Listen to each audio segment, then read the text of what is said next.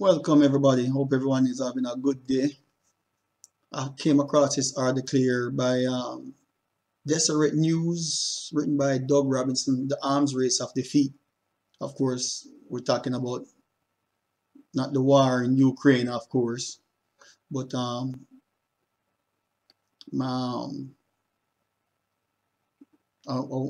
talking about that, with what's going on in Ukraine. I wish all the best for the people in Ukraine and throughout the world are suffering like that because there's other wars going on.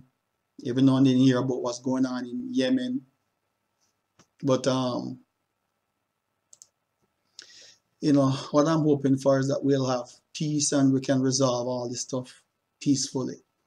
But I hope we can come to a peaceful resolution in what's going on in Ukraine. It's not right for another country, especially Russia or any country like Russia, to just invade and oppress sovereign nations and then try to convert those people over to their way of life or thinking, where people can think freely for themselves.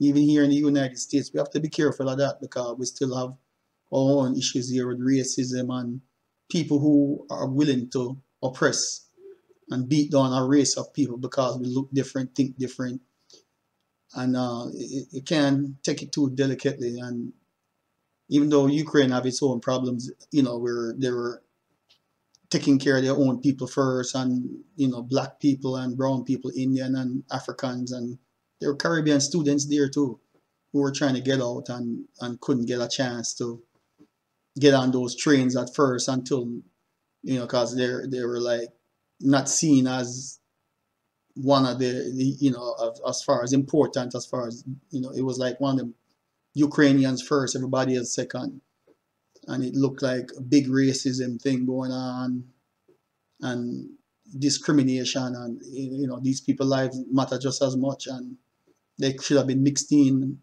and sent to safety just like with the Ukrainians. But I know that's also like an issue, but we still got to care about human life no matter what, despite the differences.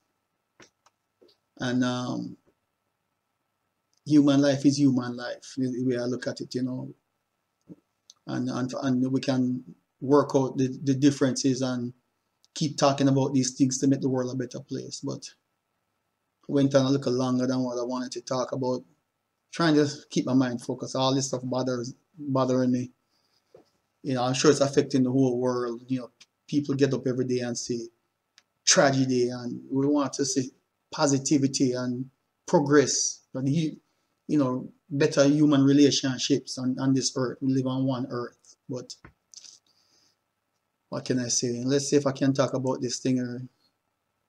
Again, as you can see up top, there's from Deseret News. Here's a writer, and he's saying something is afoot in the world of track and field. High-tech shoes are at the center of it. So are these things creating a disadvantage for people who can't afford these shoes? Let's see what they're saying here. There's another arms race in track and field, and this one has nothing to do with pharmaceuticals. It is the arms race of defeat.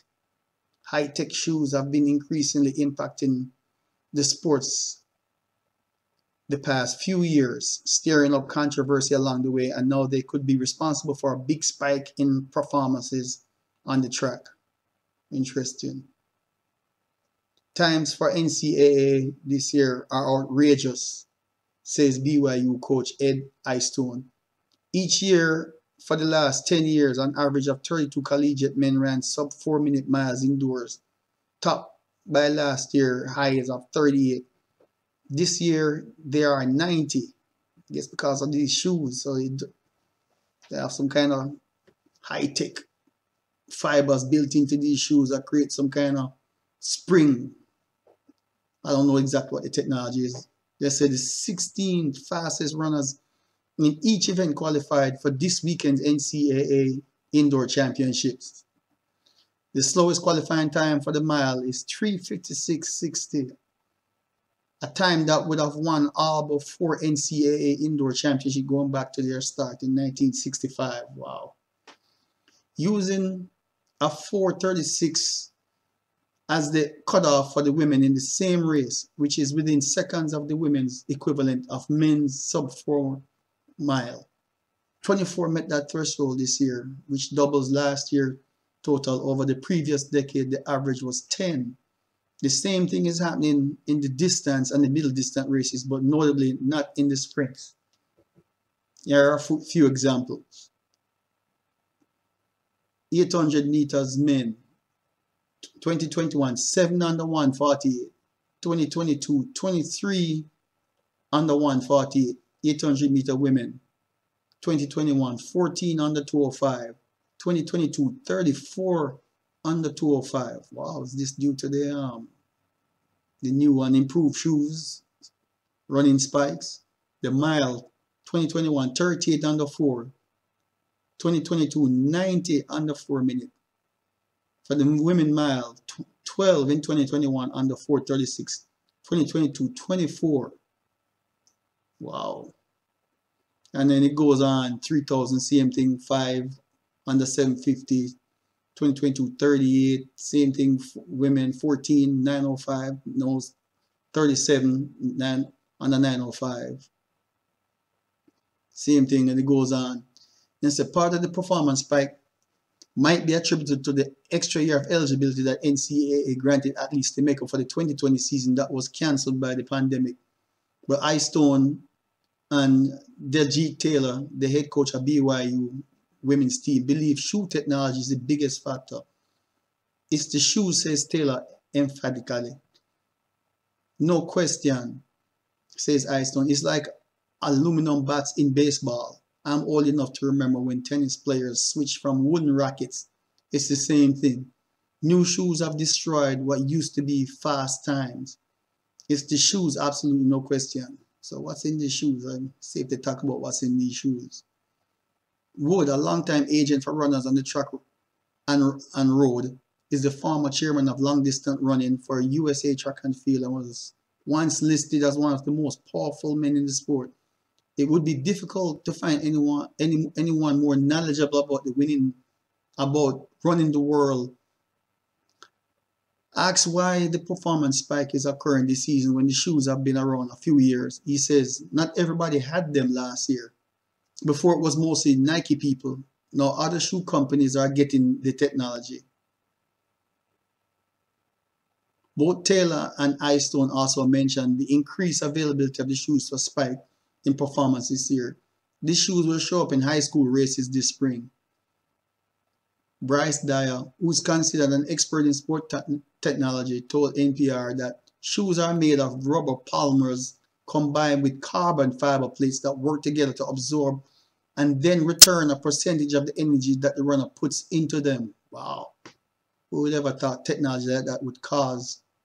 It's almost like extra propulsion from on the top of the natural energy that you give off in the human body. As far as the force and power, you get some help with this technology. Again, that's rubber polymers combined with carbon fiber plate. Absorb and then return a percentage of the energy.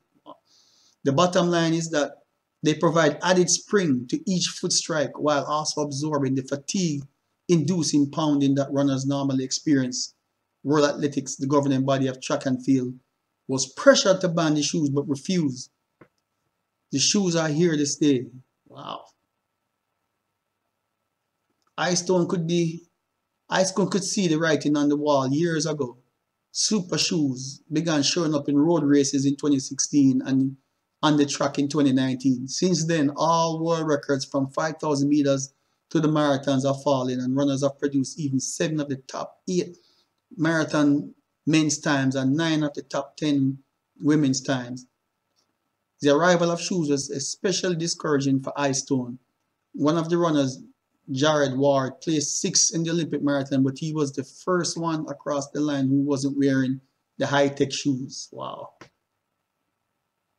He didn't have no boost from that shoes, just running off of his natural ability and hard training. In 2019, Kenya Eliud Kipchoge was wearing a prototype of the super shoes when he became the first man to run a marathon under 2 hours. I remember that. It was a big thing. And At the outset of 2020, World Athletics ruled that they would put limits on the shoe design and athletes would not be allowed to wear prototypes that haven't been available to the public for at least 4 months. But this was all too late to help non-Nike athletes in Tokyo Olympics 6 months later. Clearly, they were the competitive disadvantage.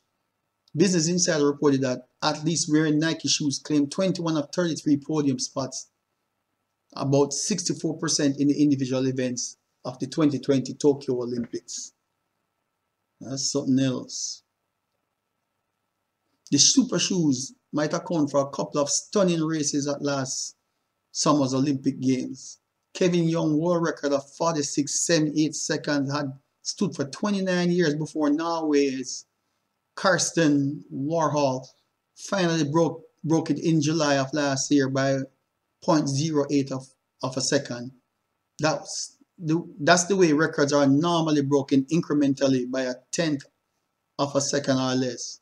But in Tokyo Olympics, a few weeks later, Warhol ran a next generation time of 45.94. I remember seeing that and thought, wow, that's like a Usain Bolt world record type run.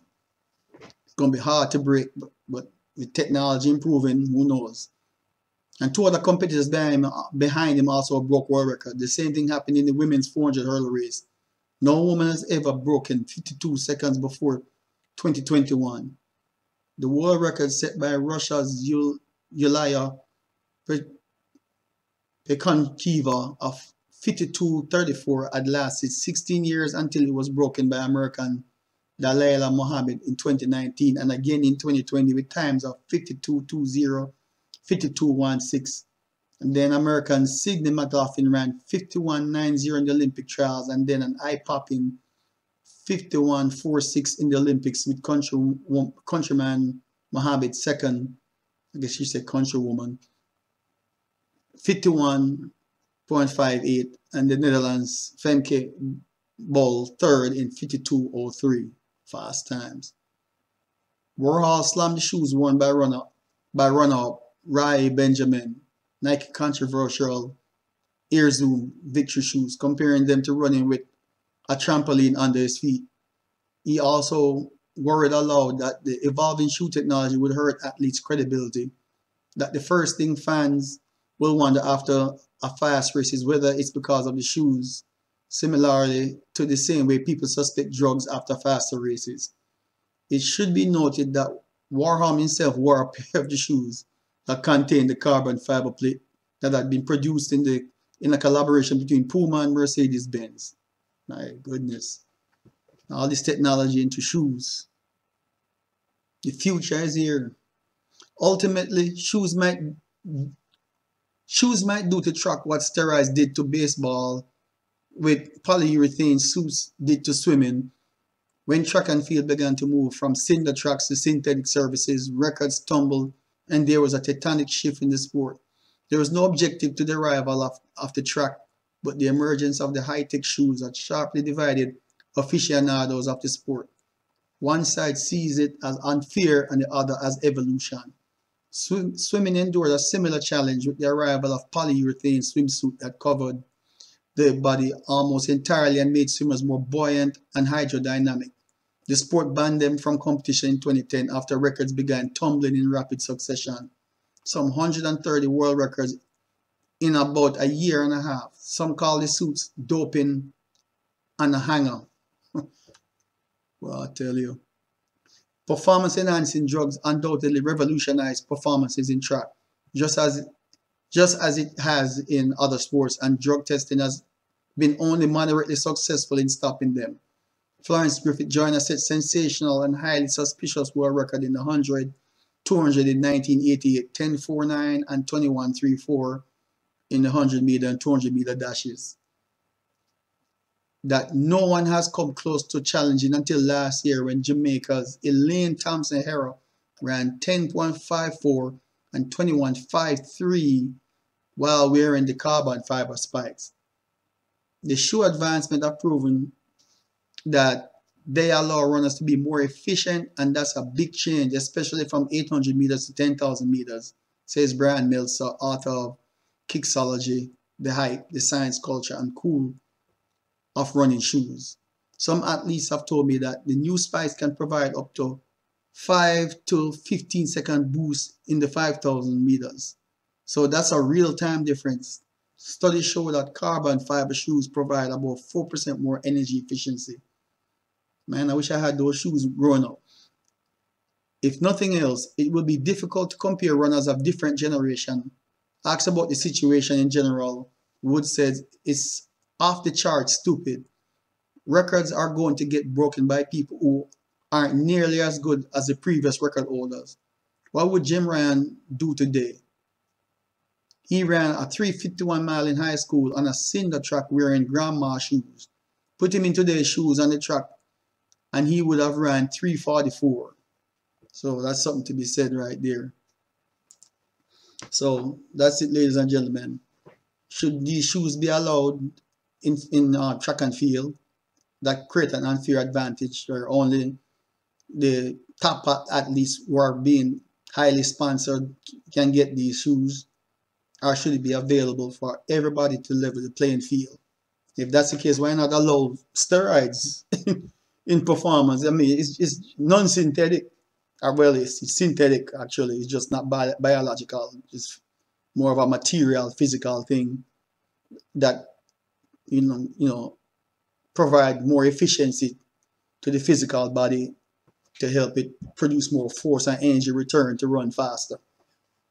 Yeah, all these things are scientific thing. I mean, when I was an athlete, I started running barefoot, and then eventually spikes, which was uncomfortable for me to adjust to because I was so used to running barefoot. And now all the technology and science involved with training and strength training and nutrition to balance out your body and technique and biomechanics. Usually who can master those training methodologies the best, and who can stay more relaxed and stay efficient at the same time can win. A little bit of natural talent and ability, but sometimes the person who could master the efficiency could also beat you, even if they're not as fast as you, but train just as hard and just be more efficient. And then now we have where you can use equipment now, running shoes, to beat somebody that might be better than you, but they don't have that extra boost from their equipment. Their shoes might not provide the same efficiency or power source to make it run faster. It's just the only thing left is for them to put jets on them now. But what do you think? Do you think they should be banned and everybody just stick to, these non-performance enhancing shoes that can make you run faster, or let everybody get them in sports? Can you imagine how much more record might be broken, especially people that are still good at what they do, have the talent, or train hard, and then they get these shoes. I mean, Usain Bolt record might drop. You just need somebody with near talent as Usain Bolt with these shoes. They'll probably break the 100-meter men's record down to 10:4. I mean, not 10:4, I mean 9:4. Elaine Thompson, if she keeps in shape, might drop that FloJo record down to 10.45 or something like that. Maybe you might find a woman run 20.9 and start running 45 seconds. We have that East German record, what's her name, Marita Koch, that the 400-meter record is still 47, I think, 6. So, that's it for now. Let's say, is it fair? Should they ban these shoes? We'll see what happens, as we get more people complain, you never know. Depends if politics get involved. But let's hope I'll be watching to see what happens. I guess now I'll be scrutinizing what kind of shoes this athlete was wearing that one day event. That's the kind of stuff that's going to go on now between the have and the have-nots. But anyway, that's it for now. Until next time. So, see you.